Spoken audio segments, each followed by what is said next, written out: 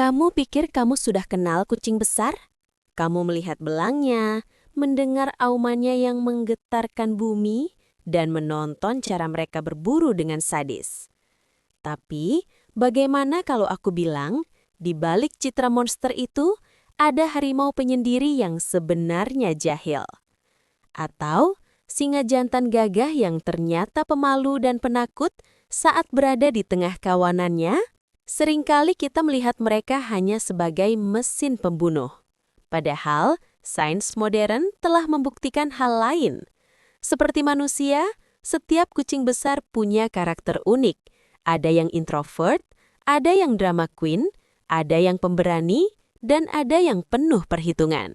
Hari ini, kita akan menyingkirkan stereotip itu.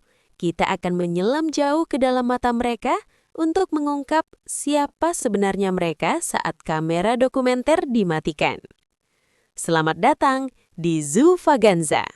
Mari kita mulai dengan satu-satunya kucing besar yang hidup berkelompok, singa. Jika hutan adalah sekolah, maka kawanan singa adalah geng populer yang selalu berisik.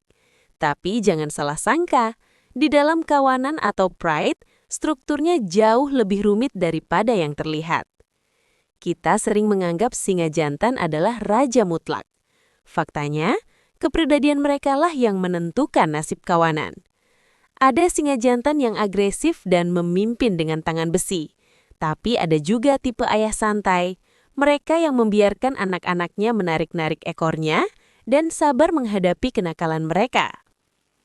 Lalu, lihatlah para singa betina. Merekalah jiwa dari kawanan. Di sini, kepribadian individu sangat terlihat. Ada tipe sang pemburu, betina alfa yang selalu memimpin serangan di garis depan. Dia pemberani dan tak kenal takut. Tapi kontras dengan tipe the babysitter, betina yang lebih suka tinggal di belakang, menjaga anak-anak singa dari hyena, menunjukkan sisi keibuan dan kesabaran yang luar biasa. Ini bukan sekedar insting bertahan hidup, ini adalah pembagian tugas berdasarkan bakat dan kepribadian masing-masing individu.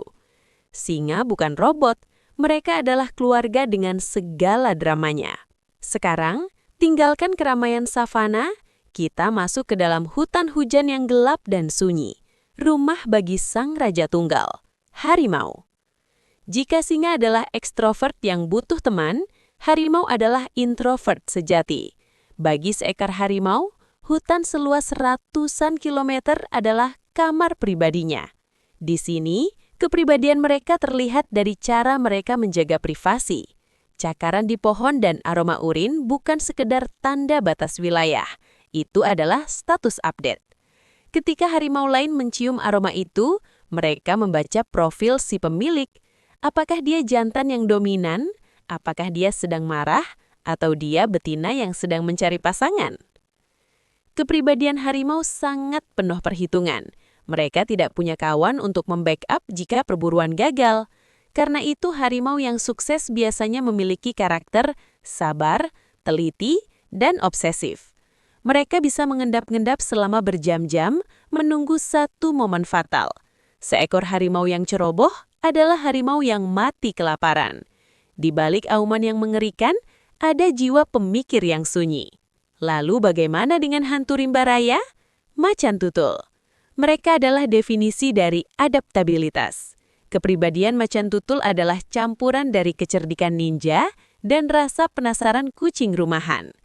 Karena tubuhnya tidak sekuat singa atau harimau, macan tutul mengembangkan kepribadian yang licin dan pintar menghindar.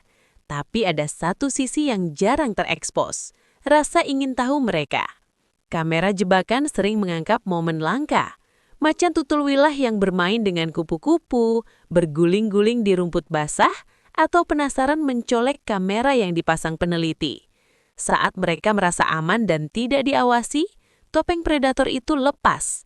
Mereka menunjukkan sisi playful, sisi bermain yang murni karena rasa bahagia dan penasaran, bukan karena lapar. Ini membuktikan bahwa di balik naluri membunuh, mereka memiliki kompleksitas emosi. Mereka bisa bosan, mereka bisa penasaran, dan mereka bisa bermain. Di tahun 2026 ini, Memahami kepribadian mereka bukan lagi hanya sekedar hobi, tapi kunci konservasi. Kita tidak bisa menyelamatkan spesies jika kita tidak menghargai individunya.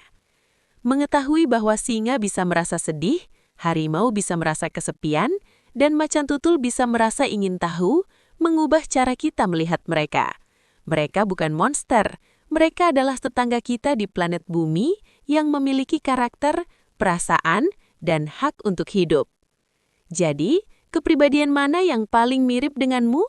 Apakah kamu si sosial seperti singa atau si penyendiri seperti harimau?